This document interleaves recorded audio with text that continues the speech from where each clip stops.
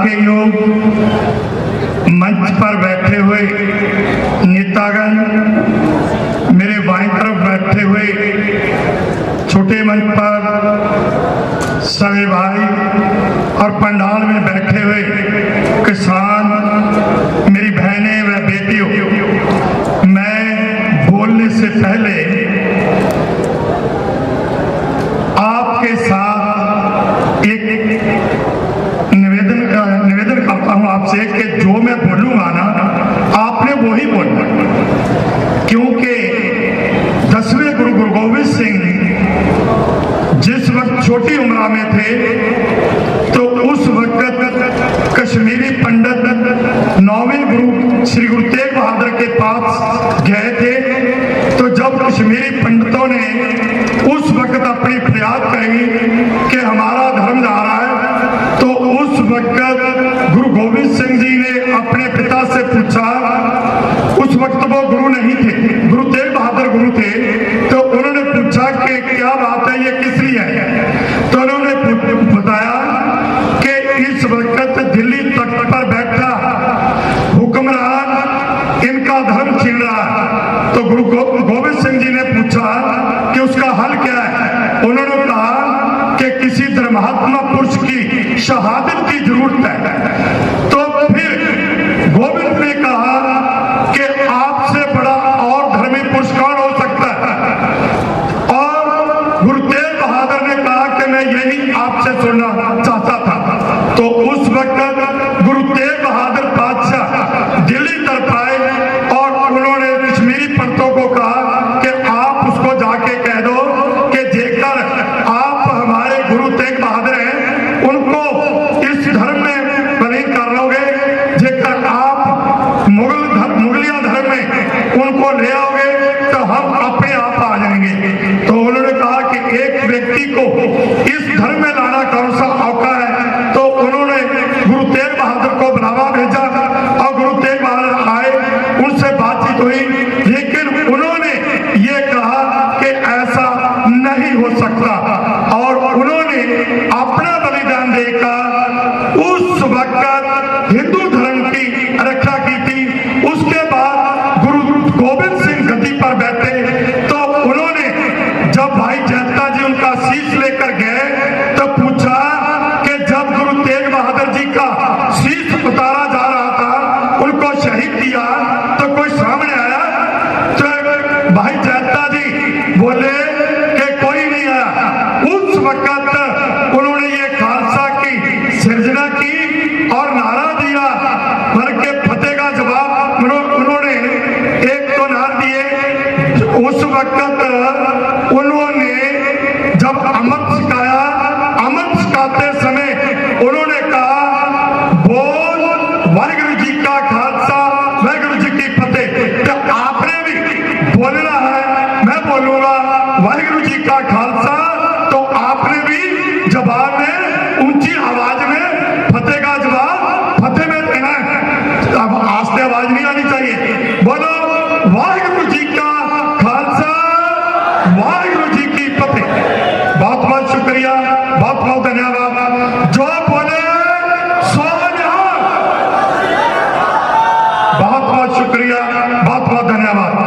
आप सबने मेरे से पहले बहुत लोगों से, मेरे से पहले जो वक्ता बोले उनसे आज जो काले कानून इनमें काला क्या है और भी बहुत कुछ सुना। मैं सिर्फ इतना कहूंगा कि जो एक बार मेरे साथ एक पत्रकार ने सवाल किया, वो सवाल क्या था? वो पत्रकार मेरे से पूछता है कि ये बताओ कि गुरु नानक से लेकर गुरु नानक को भी उस वक्त थे हुक्मरान ने जेल बंद किया था। क्यों किया था? गुरु नानक ने उस वक्त कहा, बाबर को जाबर, जो दिल्ली तख्त पर हुक्मरान बैठा था, जैसे आज नरेंद्र मोदी और अमित शाह जोड़ी बैठी है, इसी तरह उस वक्त बाबर को जाबर कहा। उसकी जो फौज थी उसको पापियों का टोला कहा। पाप की झांझला काबरों खाया, जोरी मांगे धनवे लायो, लालों को संबोधन करके कहा। इसी तरह 5वें गुरु ने भी शहादत दी, 9वीं गुरु ने भी शहादत दी। देकर जुल्म के खिलाफ उन्होंने हमारे ये खालसा पंथ की सृजना की। मेरे को एक पत्रकार सवाल करता है कि ये बताओ कि गुरु नानक से लेकर आज तक पंजाब के लोग ही जुल्म के खिलाफ आवाज क्यों उठाते हो? और ये जो काले कानून बने हैं ये पूरे देश के किसानों के खिलाफ है और पूरे देश के जो लोग हैं, जिन लोगों ने 2 वक्त की अपने पेट की भूख मिटाने के लिए खाना खाना है, उन सभी के खिलाफ है। तो तुम पंजाब से उठे हो, इसका कारण क्या? बाकी देश के लोग क्यों नहीं उठे? तो मेरा उसको जवाब था, मैं सिर्फ आपको 2 मिनट लेने जा रहा है, तो मेरा उसको जवाब था कि जो हमारे पहले गुरु ने उस वक्त जुल्म के खिलाफ, उस जालिम के खिलाफ आवाज उठाई और 10 गुरु साहबानों ने उसके बाद पीढ़ी दर पीढ़ी जुल्म के खिलाफ आवाज उठाते रहे। उसके बाद भी चाहे मुगलिया हुकूमत के खिलाफ भी जिन्होंने, चाहे अहमद शाह अब्दाली आया या महमूद गजनवी आया, औरंगजेब आया, जितने भी वो आए लोग बाहर से, उन लोगों ने इस देश की बहु बेटियों को यहां से उठा के ले गए, मंदिर फोड़ के उनमें से हीरे जवाहरात तोड़ के ले गए। लेकिन आज तक हमने राज करने का कभी भी सपना नहीं लिया। हमारा कर्तव्य क्या है? हमने केवल हमारे जो पूर्वों ने सिखाया है वो एक ही बात सिखाई है कि तुमने जुल्म के खिलाफ आवाज उठानी है, जुल्म के खिलाफ कुछ भी करना पड़े, चाहे शहादत क्यों ना देनी पड़े, तुमने यही काम करना है। तो मैंने उस पत्रकार को कहा, भाई आज भी जब देश के हुक्मरान इस मोदी चाचोड़ी ने, इस जुड़ली ने देश के लोगों के पेट के ऊपर लात मारने की कोशिश करी, तो हम पंजाब के लोगों ने अपनी जिम्मेवारी समझी और हम अपनी जिम्मेवारी समझ के देश के लोगों को जगाने के लिए अपना फर्ज समझा और पंजाब से उठे, हरियाणा, उससे आगे राजस्थान, यूपी, आज मध्य प्रदेश में इतना बड़ा इकट्ठ जब हम आए और तुम लोगों ने जैसे फूलों की बरखा की, जितने बड़े हमारा यहाँ पर मान सत्कार किया, ये किस कारण किया? क्योंकि हमने अपना फर्ज समझा था।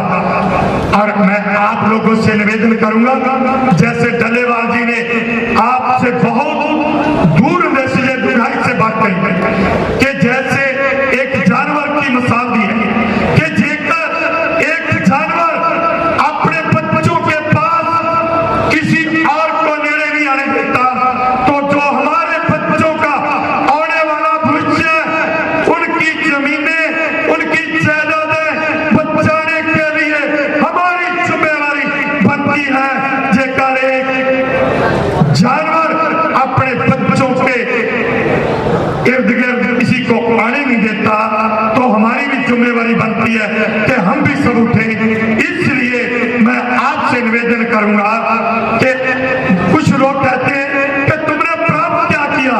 अरे भाई, उन लोगों से मैं सवाल करता हूं कि इससे बड़ी प्राप्ति और क्या हो सकती है कि जो लोग एक दूसरे को देखना पसंद नहीं करते थे, आज तुम लोगों ने हमारे ऊपर फूलों की बरखा की, हमारा भाईचारा बना।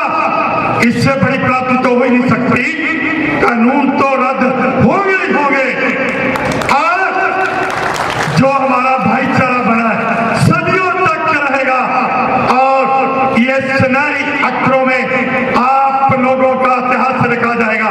मैं अपनी बहनों को, अपनी बेटियों को ये कहना चाहता हूं कि आप सभी लोग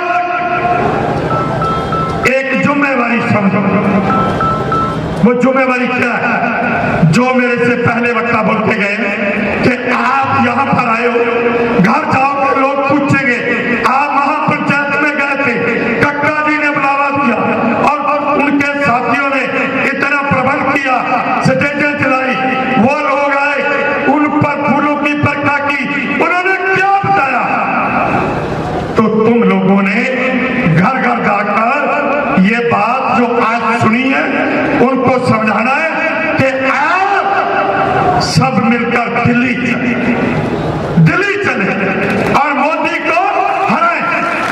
आप सब लोगों ने बताना।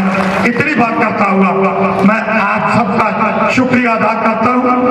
और जब कभी मौका फिर मिला, मेरे पास गगन चौधरी जी जो छिंदवाड़ा से आए हैं, उनको मौका नहीं मिला बोलने का, और आगे का मौका मिला तो उनको बुलाएंगे।